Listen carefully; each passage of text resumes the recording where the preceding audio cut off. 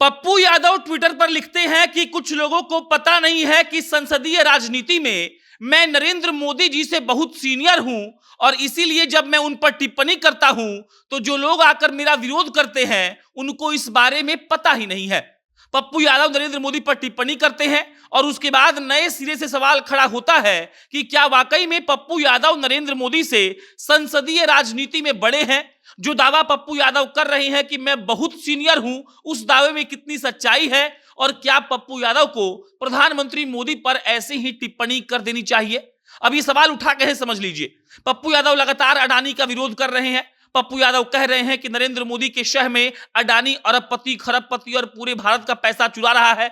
और उसके बाद जब लोगों ने पप्पू यादव से कहा कि आप नरेंद्र मोदी पर टिप्पणी मत करिए, तब पप्पू यादव कहते हैं कि आप लोगों को शायद पता नहीं है कि मैं नरेंद्र मोदी से संसदीय राजनीति में काफी सीनियर हूं और इसीलिए मुझे बोलने का हक है। पप्पू यादव ट्विटर पर लिखते हैं कि जब वो अपने गृह क्षेत्र वडनगर से ग्राम प्रधान का चुनाव लड़ने का साहस नहीं कर पाए, तब हम 3 बार निर्दलीय लोकसभा एमपी और 1 बार निर्दलीय एमएलए रह चुके हैं। मतलब पप्पू यादव थोड़ा सा प्रधानमंत्री मोदी का मजाक भी उड़ाते हैं। वो कहते हैं कि जब प्रधानमंत्री मोदी के अंदर इतनी हिम्मत नहीं थी कि वो अपने गृह गांव, मतलब जो उनका गांव था वडनगर, वहां से ग्राम प्रधानी का भी चुनाव लड़ सके, उस वक्त पप्पू यादव निर्दलीय 3 बार सांसद बन चुके थे और निर्दलीय ही 1 बार विधायक भी बन चुके थे।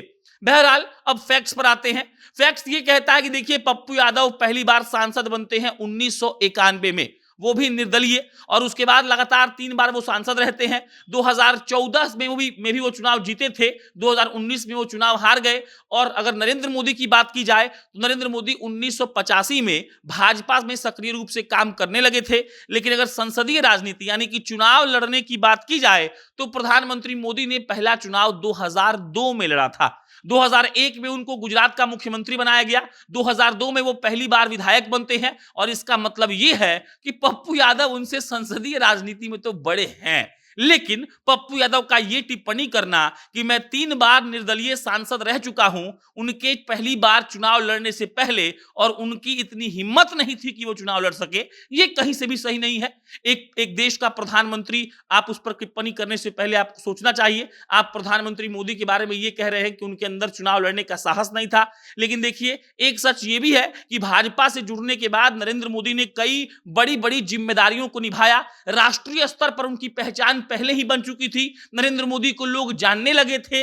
लेकिन नरेंद्र मोदी चुनाव इसीलिए नहीं लड़ते थे क्योंकि वो संगठन का काम देखते थे। पप्पू यादव के साथ ऐसी स्थिति नहीं थी। पप्पू यादव एक छोटे से जगह के सांसद बन गए थे, लेकिन उनकी परिस्थिति नरेंद्र मोदी से बिल्कुल विपरीत थी।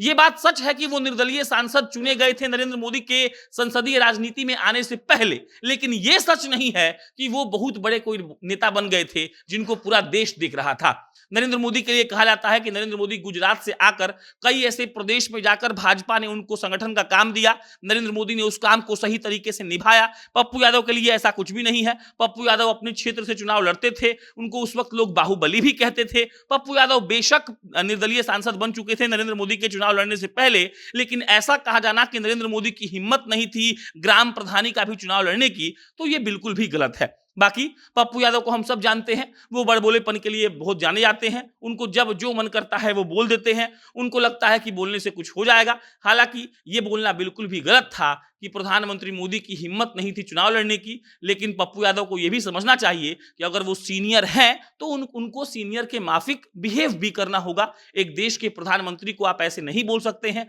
वो आपके हमारे सबके प्रधानमंत्री हैं। बाकी पप्पू यादव जो अडानी पे आरोप लगा रहे हैं, उस पर चिंतन हो सकता है कि क्या वाकई में मोदी सरकार ने अडानी पर विशेष ध्यान दिया हुआ है कि नहीं।